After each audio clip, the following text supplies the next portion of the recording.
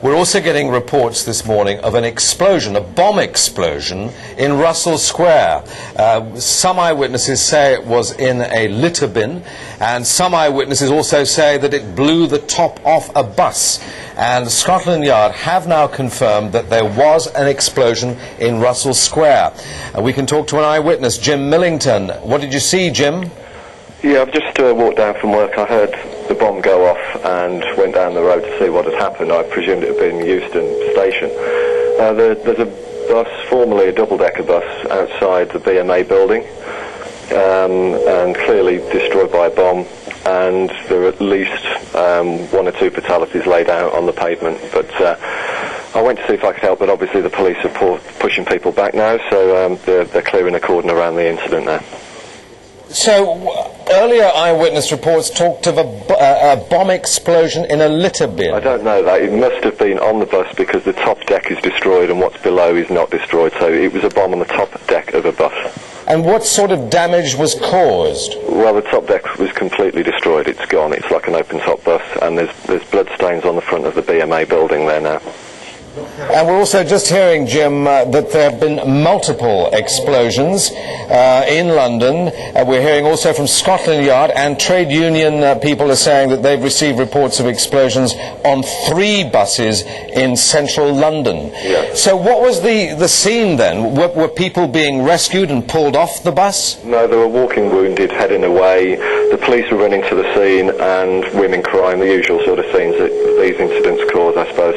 So the injuries didn't look life-threatening to you? No, but obviously the people under the sheets, by the time I got there 5 minutes later, there were already people, whether that was because it was outside the BMA or whatever. I suppose, ironically, the BMA, if you're going to do that sort of thing, is a place to do it. Yeah, there were definite fatalities, but not many, I don't think, and I pray there weren't many. Well, presumably some people must have at least been seriously injured on the upper deck of that bus. Well, yes, like I say, the building was splattered in blood at the front of the building. So what is going on in Russell Square now, outside? This is the BMA, isn't it? The British Medical Association offices. It's midway between Euston and Russell Square. There's no incident actually at Russell Square that I'm aware of. And we're also just hearing of another explosion, this time at Tavistock Place.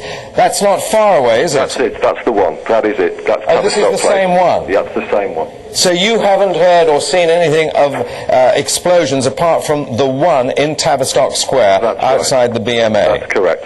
On a just bus? a single explosion between Euston and Russell Square on a double-decker bus, and the top deck of the bus has been destroyed with at least one fatality. But as we've heard earlier from the police, there are 2 other explosions apparently on buses. That's right. That may be away from this part of London, but this part of London, there's a single incident. So what is going on in the heart of the capital right now? Is traffic moving around or what?